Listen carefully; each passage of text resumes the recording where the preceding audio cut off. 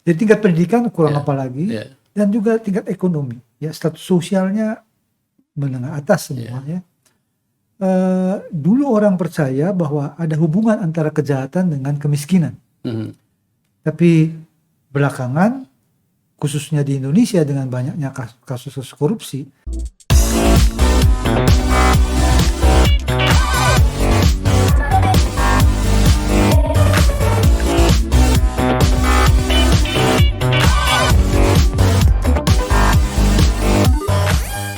Halo, selamat datang di podcast and vlog Pisan. Ngopi santai bersama saya, Rudi Wiranto Kusuma, di Kanvas Kosong dengan topik hukum. Selalu kita bahas mengenai law, life, and matters.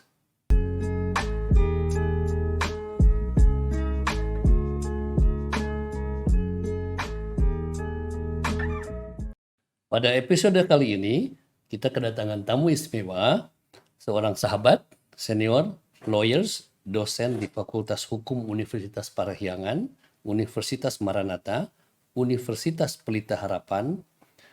Beliau juga ketua kelompok Komisi D, ketua kelompok kerja Komisi D, maaf saya ralat, konsultan UNICEF untuk program yang cukup outstanding mengenai Juvenile Justice Reform, tim hukum KPU Jawa Barat, dan narasumber di banyak seminar dan lokakarya yang berhubungan dengan tindak pidana korupsi. Bersama Kang Pohan, kita akan membahas berbagai kasus tindak pidana korupsi dan perkara pidana lainnya, serta rancangan undang-undang yang berkaitan dengan hal tersebut di atas.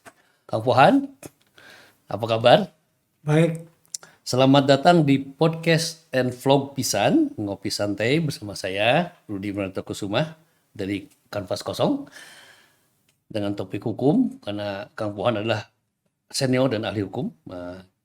Di beberapa materi kita bahas yang berhubungan dengan law, life, and matters. Sebelum membahas lebih jauh, gimana kalau karena suasananya santai, kita cheers kopinya Pak? Oke. Ngopi santai. Oke. Bersama kopi dari Bumi Parahyangan. Wah, mantap ya. Sesuai dengan alumni dari Parahyangan. Parahyangan. Baik. Pada kesempatan ini ada beberapa pertanyaan untuk pemirsa yang diharapkan bisa mendapatkan satu pencerahan, edukasi atau informasi yang memang diperlukan pada situasi saat ini. Di media nih Pak, Kang saya sebutnya biar lebih dekat. Tapi sebelum masuk ke pertanyaan ini, saya ingin membacakan juga mengenai CV daripada Kang Pohan nih, supaya rekan-rekan mengetahui siapa sih Kang Pohan ini. Yang cukup bekende kata orang Belanda. Oke. Jadi identitas, tanggal lahir di tempat lahir di Indramayu, Indramayu, Jawa Barat. Jawa Barat. Oke, bulan Agustus nih. Oke. Udah tua ya. Tahunnya nggak usah sebut. Nggak usah. Tapi age only a number. Gitu ya. That's right. Setuju. Oke. Jadi lahir di Indramayu. Kemudian ini pendidikan cukup menarik. S1 di Universitas Padjadjaran. Betul. Bidang hukum, program studi ilmu hukum, ada beberapa keahlian, hukum pidana, acara pidana, kriminologi, theory of justice, sosiologi hukum ya. Ya. Ini jenjang S2-nya dari Uncle Sam, Arizona State University. Ya. Pada tahun berapa dulu Pak Kang? Wah, udah 25 tahun yang lalu. Wah, itu quarter century ya. Ya. Di state di sana, luar biasa. Oke, pendidikan singkat, short course, kerjasama hukum di Belanda, Leiden. Oh, di Leiden. Ya, dulu kita ada kerjasama dengan Leiden ya untuk dosen-dosen muda di Indonesia. Gitu. Baik. Ada pelatihan-pelatihan. Saya mulai dari terlibat dalam pelatihannya sampai ikut juga mengajar di program itu. Interesting. Sangat menarik pengalaman seperti itu. Dan juga di Universitas Diponegoro. Penataran dosen kerjasama hukum Indonesia. Saya sebutkan tadi selain di Leiden, Universitas Diponegoro, Universitas Jenderal Sudirman. Pengalaman kerja masih jadi dosen di Unpar, Kang Pohan? Masih. Oke. Sampai kira-kira masih terus berkarya menjadi Masih. pendidik, menjadi Selama edukator. masih kuat. Oke. Kemudian dosen fakultas di Maranatha. Sekarang sudah enggak. Oh, sudah tidak. Dulu saya di Maranatha di Fakultas Psikologi Oh, dulu. psikologi. Oke, baik. Universitas Pelita Harapan masih? Sudah tidak juga. Oke, tapi jam terbangnya cukup luar Sekarang biasa. malah di Universitas Pasundan saya Oh, mengajar. di Unpas. Baik. Kemudian nih ada yang menarik di sini, beberapa hal ini banyak pengalaman kerjanya. Anggota pendiri Forum Diskusi Hukum Bandung, Fordiskum. Ya, Ketua kelompok kerja di satu Komisi Hukum Nasional, konsultan UNICEF pada program Juvenile Justice Reform, senior lawyers kantor hukum Agustinus Pohan dan rekan, dan narasumber berbagai seminar, lokakarya tindak pidana korupsi, sistem peradilan pidana anak, dan pidana lainnya. Baik, dengan segudang pengalaman yang saya sudah sebutkan, kita masuk ke materi yang santai tapi lugas nih Pak kalau hukum nih. Baik, oke. Adrenalinnya kita minum-minum yang pahit. minum yang pahit. Karena yang dibicarakan juga banyak yang pahit-pahit. Yang pahit ya? Oke. Selamat datang pada Kopi Pahit dengan pembicara yang cukup lugas. Pahit tapi nanti harus manis hasilnya mungkin. Baik, pertanyaan saya yang pertama adalah yang tadi saya sampaikan, kalau kita membaca media atau mendengar sampai hari ini, kasus korupsi itu tidak ada henti-hentinya. Sekalipun kita memiliki KPK. Ya. Jadi apa penyebab orang melakukan tindak pidana korupsi? Dari mulai level bawah hingga politisi, anggota DPRD, ketua DPRD. Ini kayaknya mereka punya common goals gitu untuk melakukan korupsi ini. Ketua DPR, wakil ketua DPR sekarang juga kan ada. Oh ya, baru kemarin. Iya, Menarik itu wakil rakyat ini. Ini Indonesia memang gencar ya untuk memberantas korupsi. Ada beberapa macam cara untuk memberantas, ada satgas, ada apapun, banyak nih. Iya. Dan ini tidak pernah surut dari pendengaran kita. Jadi ketika mendengar hal yang seperti itu, kadang-kadang publik, itu sudah biasa. Atau kalau beritanya sedikit diperbesar seperti kasus yang ada beberapa oknum kejaksaan, kasus tindak pidana korupsi, atau pada prinsip pelanggaran hukum yang memang kerugiannya cukup signifikan. Mohon Kang diberikan satu respon ya mengenai pertanyaan memang ini. itu banyak pertanyaan di masyarakat, di mahasiswa juga banyak bertanya ya. Oke. Kenapa ya orang yang dengan tingkat pendidikan yang cukup tinggi, rata-rata koruptor itu S2, rata-rata. Sebagian S3 dan guru besar. Ya. Baik. Jadi tingkat pendidikan kurang apa lagi, dan juga tingkat ekonomi. Ya, status sosialnya menengah atas semuanya. Dulu orang percaya bahwa ada hubungan antara kejahatan dengan kemiskinan. Tapi belakangan, khususnya di Indonesia dengan banyaknya kasus-kasus korupsi, orang mulai mempertanyakan apa iya ya orang-orang dengan tingkat pendidikan yang tinggi, tingkat ekonomi yang lain juga masih tetap melakukan. Maka pertanyaannya, apa motifnya gitu ya? Jadi ada banyak teori barangkali untuk bisa menjelaskan mengapa itu terjadi. Pertama adalah mengenai motif. Kalau orang berpikirnya kan kejahatan itu ekonomi. Padahal kan kejahatan nggak selalu punya motif ekonomi. Ya, banyak saya kira dalam kasus-kasus korupsi kita itu motifnya menurut saya bukan ekonomi. Motifnya adalah politik, kedudukan tertentu. Ya, jadi dia mungkin kaya secara ekonomi, tetapi dia masih menginginkan sesuatu kedudukan tertentu yang perlu diraih. Jadi politik lebih dominan ketika seseorang ingin atau punya tendensius melakukan tindak pidana korupsi.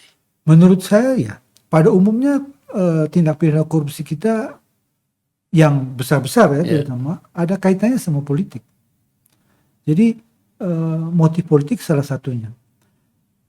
Ada juga yang punya motif ekonomi, ya kan pengusaha-pengusaha kita juga terlibat dalam kejahatan korupsi. Nah, kalau yang punya motif ekonomi, apa katanya motifnya? Motifnya adalah ketika kita pada level tertentu, maka kekhawatiran itu takut jatuh gitu, takut berkurang. Nah, ketakutan jatuh, ketakutan berkuranglah yang menjadi motif mengapa orang yang dengan level ekonomi tertentu masih melakukan tindak pidana korupsi. Kita kalau bicara motif ya, tapi juga bisa juga ya tindak pidana korupsi mungkin juga tidak punya motif apapun. Ya, tetapi orang melakukan karena apa? Karena environmentnya korup. Ya, ketika kita masuk ke dalam environment yang korup dan dia tidak cukup kuat untuk bisa melindungi dirinya dari pengaruh itu, ya dia akan terlibat dalam. Jadi lingkungan yang memang memaksa atau akan susah untuk menghindari melakukan satu. Susah, mungkin lebih tepat tadi susah untuk menghindari itu. Ya. Jadi satu dalam 100 mungkin kalau orang harus punya keahlian tertentu untuk bisa menghindari itu. Oleh karena itu kita juga tahu beberapa program di KPK misalnya yang melatih para pemimpin termasuk kepala-kepala daerah bagaimana menghindari korupsi. Ya, karena kita tahu bahwa ini Anda tadinya pengusaha, Anda tadinya politisi, begitu menang pilkada, Anda masuk ke area baru, ya birokrasi yang mohon maaf di dalamnya korup. Nah, untuk itu mereka mesti disiapkan. Kalau tidak dia akan jatuh. Kalau penekanannya lebih ke political position karena dia di atas, apakah mungkin karena kondisi negara ini tergantung pada rate of corruption kita. Indonesia mungkin ada ranking cukup tinggi. Karena berbicara soal politik itu memang wide range scope, banyak hal yang faktor. Adakah influence dari luar supaya memang negara ini tidak bebas dari korupsi? Kita bicara soal politik soalnya. Karena udah menjadi politik global, tidak bisa berbicara soal. Saya harus minum sebentar nih karena memang. Ya, itu juga saya kira banyak ya isu soal ini kita dilemahkan oleh kekuatan asing ya. Bukannya menuduh tapi sifatnya akan kapanlah kita keluar dari labeling bahwa Indonesia ini memang negara korupsi. Suka tidak suka itu labelingnya ada. Bahwa pengaruh-pengaruh itu mungkin ada, mungkin saja, tapi saya tidak punya bukti. Ya, baik. Hanya ini pertanyaan nyeleneh saja karena memang yang namanya politik itu kan sifatnya orang bilang Indonesia nggak bisa maju lah, nggak akan dikasih maju nih kalau ada cerita-cerita seperti itu, walaupun itu susah dibuktikan juga. Tapi dengan kualitas orang-orang terpilih, pendidikan tinggi, ekonomi oke, kenapa sih mesti korupsi misalnya?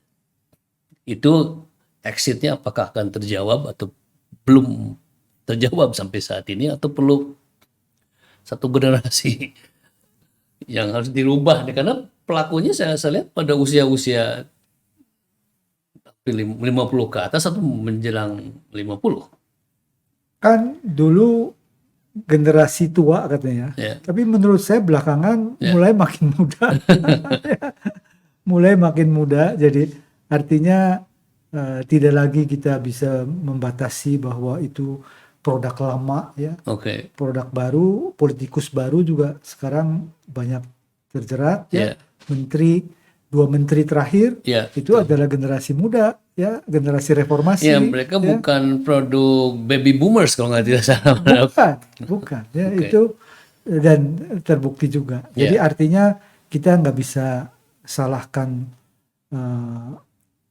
sepenuhnya ya, walaupun environment lama itu punya peran juga, karena mereka yang muda-muda juga kan dibesarkan di Ya, dalam lingkungan yang lama ya. Jadi ya, itu saya kira ada pengaruh. Nah, kembali soal persoalan, mungkin nggak ada tangan-tangan luar yang bermain ya. untuk supaya kita lemah, dan salah satu kalau kita berhasil keluar dari korupsi, Ya. saya kira kita akan dalam waktu relatif cepat Mhm. akan menjadi negara yang sangat kuat. Bukan cuma di Asia Tenggara ya, Ya. tapi saya kira di dunia. Nah, dengan korupsi kita jadi terseok-seok seperti sekarang. Ya, karena ini ada kaitannya dengan ketika mereka melakukan tindak pidana korupsi, baik itu gratifikasi, bantuan bansos. Ini kemarin kita kena COVID, bantuan bansos. Apapun yang menimpa negara ini, ada persoalan yang harus diselesaikan oleh negara, pemerintah atau siapapun, faktor korupsinya tidak pernah lepas dari situ. Gratifikasi bisa masuk ke hal apapun. COVID sudah berjalan hampir 2 tahun, bansosnya harus dilakukan. Tapi ini mereka mendorong untuk melihat satu opportunity. Karena secara subconsciously alam bawah sadar mereka ini ada project nih. Ya, Apalagi mereka memegang kebijakan yang bisa, dari terakhir kita punya Bupati ini masuk juga sama anaknya. ya, Bandung Barat Di ya. Bandung itu mengenai bansos kan, hubungan dengan COVID. Menterinya kena, Menteri Sosial kemarin. Nah ini mereka mengucapkan janji, ini hanya superficial aja ketika janji itu memang saya pikir bukan yang sakral dan dilanggar nih oleh para pelanggar, atau ada istilah sekarang perampok atau maling yang saya lihat di artikel nih. Jadi label koruptor itu sebaiknya mungkin dirubah sedikit. Nah ini potensi untuk mengekang mereka untuk tidak melakukan itu, apakah law enforcement-nya kurang atau harus pakai harsh punishment yang sifatnya memang harus dipukul habis mereka. Contoh dulu di Cina nih, saya lupa presiden atau prime minister yang bilang dia menyediakan 100 peti dan satu buat saya. Kalau kan mereka hukuman mati. Di kita masih diberikan keleluasaan seberat apapun yang mereka lakukan, tapi kekuatan ekonomi masih ada dengan membiarkan rekening-rekening mereka masih hidup. Dan behind the bar, di bawah jeruji itu mereka masih ini fakta juga karena kami mendengar. Apakah kasus seperti ini bisa diredam seperti apa? Pertama begini, kita terlalu percaya seakan-akan bahwa kalau memperberat sanksi, Ya. maka kejahatan akan menurun. Itu beliefnya yang dibangun. Ya, Kita percaya seperti itu. Pada kenyataannya faktanya kan tidak ada. tidak ada. Ya kan? Fakta itu tidak pernah ada. Karena kita kasih contoh begini. Kenapa orang berpikir bahwa kalau sanksi diperberat kejahatan akan menurun? Karena kita berpikir bahwa melakukan kejahatan itu kalkulatif, ya. Itu kan untung rugi, sehingga kalau resikonya besar maka orang tidak akan melakukan itu. Tapi jangan salah, hitungannya kan tidak sesederhana itu. Hitungannya juga adalah soal dari 1.000 koruptor berapa yang tertangkap. Kalau 1.000 koruptor tertangkap satu, maka chance lolosnya 999. Ya, Menarik. betul nggak? Iya. Mau dihukum mati sekalipun, Iya. ya orang tidak takut. Sederhana aja nih, ya. Iya. Kalau kita naik mobil, Ya. berapa banyak orang berani nyalip kendaraan di tikungan? Mhm. Resikonya kan bisa tabrakan, Ya. tapi orang melakukan. Ya, Baik. jadi kita dengan contoh sederhana itu, kalau resikonya masih terlalu kecil, maka sanksi seberat apapun manfaatnya relatif kecil. Oleh karena itu, yang mesti ditingkatkan adalah level of certainty-nya. Yaitu. Kalau kita melakukan kemungkinan ditangkapnya 50% saja, ya misalnya dari 10 koruptor 5 ditangkap, saya yakin itu Akan menurun akan menurun tajam. grafiknya. Oke. Sekalipun sanksinya mungkin tidak terlalu berat. Contoh, Jadi kita bicara soal quantity yang harus diperbanyak penegakan. penegakan ya. Betul. Ya. Nah ini kan memang nggak sederhana, ya kan? Ya. Tentu penegak hukumnya dulu harus beres ya. Kalau nggak bagaimana? Kadang-kadang kita ada undang-undang penegakan hukum ya. Bagaimana kita mau nangkepin banyak-banyak kalau penegak hukumnya juga bermasalah misalnya. Terus kemudian kontrol. Bagaimana sistem yang dibangun supaya ketika ada korupsi kita jadi tahu. Ya, kalau enggak kan lolos terus ya. Jadi bagaimana mekanisme pengawasan ya dibuat desain sedemikian rupa agar kita bisa segera ring a bell begitu ada korupsi. Ini dalam menuju ke arah situ kah kita? Menurut pengamatan Kang Pohan? Kira-kira ini karena memang saya belum melihat. Oke. Yang saya lihat masih sibuk dengan bagaimana ya sanksinya diperberat, tapi juga sekarang malah ada cenderung makin lunak ya karena orang belakangan membicarakan approach restoratif justice katanya terhadap koruptor ya kan. Jadi kok ada semacam pelunakan, tapi juga belum ada upaya bagaimana untuk meningkatkan level of certainty tadi. Ya. Mereka juga tidak takut ya bahwa kita selalu menggembar-gemborkan negara yang mempunyai window opportunity untuk investment. Karena ini akan mengganggu ya Pak ya. Oh iya, ya sangat terganggu. Saya kira kalau kita bisa memperbaiki soal korupsi, saya kira investment akan dengan cepat berkembang. Kadang-kadang saya wonder aja keingintahuan ketika investasi kita saling salib dengan Vietnam misalnya. Itu kan negara, saya belum lihat juga tingkat korupsinya seperti apa. Vietnam yang zaman saya sekolah dulu setiap hari ada satu kota hancur. Sekarang kita sudah disalib. Ya padahal Vietnam itu 25 tahun dibom. Betul. Kita belum pernah dibom negara ini sebetulnya. Dan mereka punya jiwa perjuangan ya, sehingga mereka harus membereskan segala aspek hukum, karena kalau kita bicara soal investasi itu kait eratannya dengan hukum. Betul ya Kang ya? Betul. Ya. Ini beberapa kasus tipikor yang menyita perhatian publik akhir-akhir ini. Kasus Jiwasraya, Sabri, yang sampai hari ini kita belum tahu juga. Kebetulan saya berbicara dengan rekan-rekan pensiunan pilot di Garuda. Mereka punya masalah dengan Jiwasraya karena mereka adalah korban, mereka bekerja untuk negara, ujug-ujug harus hilang uang pensiunnya.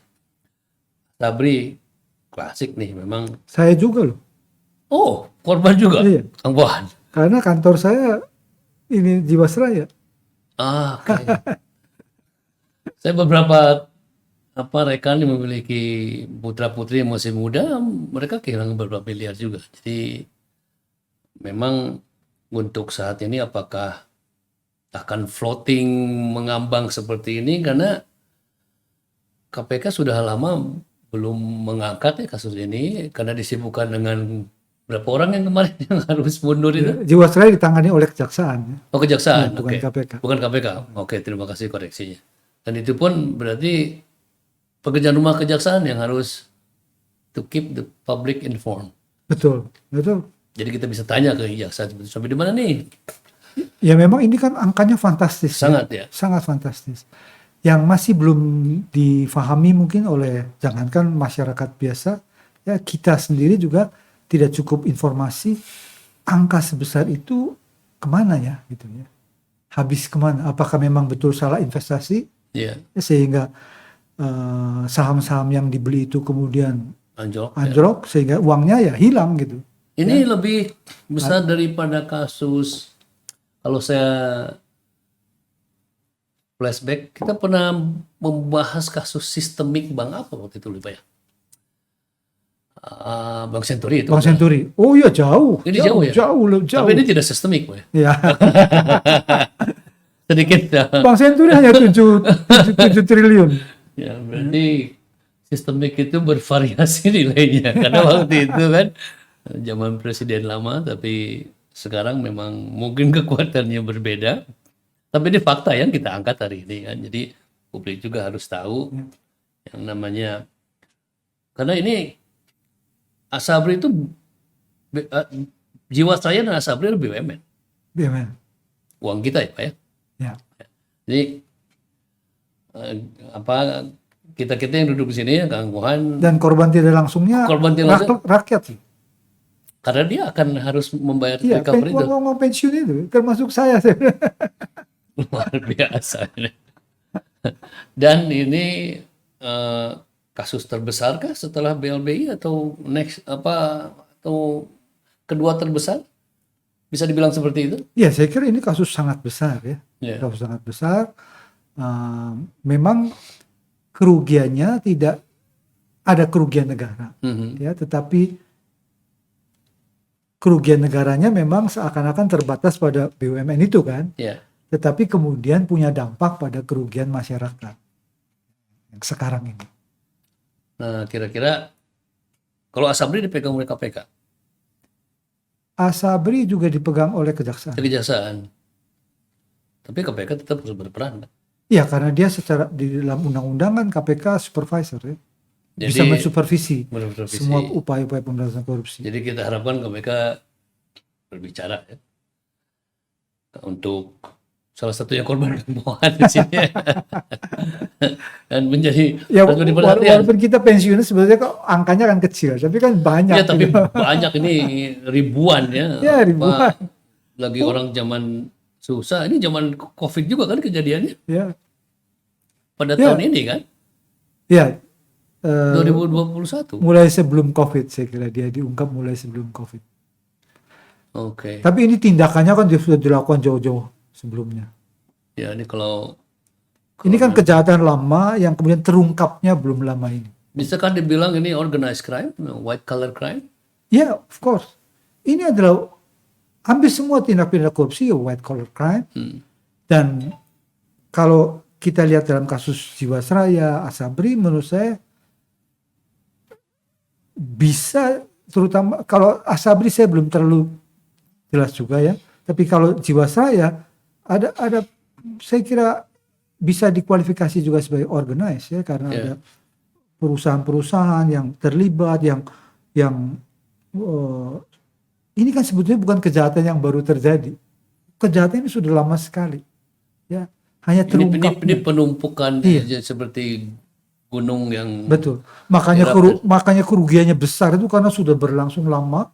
Kerugian itu dicoba diatasi dengan berbagai cara yang kemudian gagal lagi sampai akhirnya terungkap. ironis karena kita dipaksa untuk mempunyai asuransi. Apalagi ketika kita bekerja di BUMN atau di pemerintahan.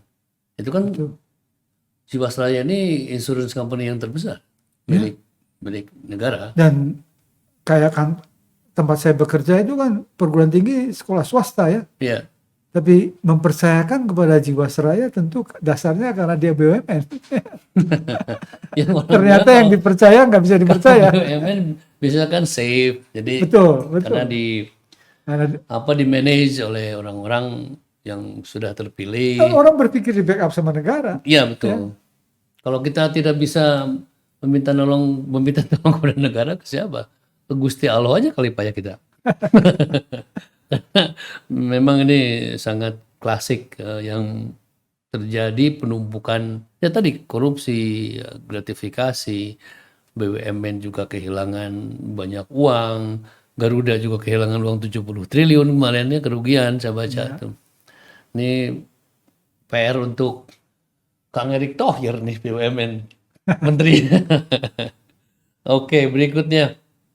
Ini pernah kasus yang eksplosif juga mengenai Joko Chandra yang melukai publik dengan vonis yang diberikan ke yang bersangkutan itu bisa dibilang ringan dan melibatkan ada oknum pejabat di situ ya pejabat publik, ada pengacara juga waktu itu terlibat Joko Chandra ini. Ada pengacara, ada polisi, ada jaksa, lengkap ini.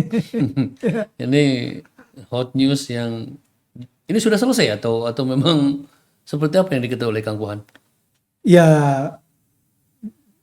disebut sudah selesai, hampir selesai ya, karena pihak-pihak itu sudah divonis, kemudian sebagian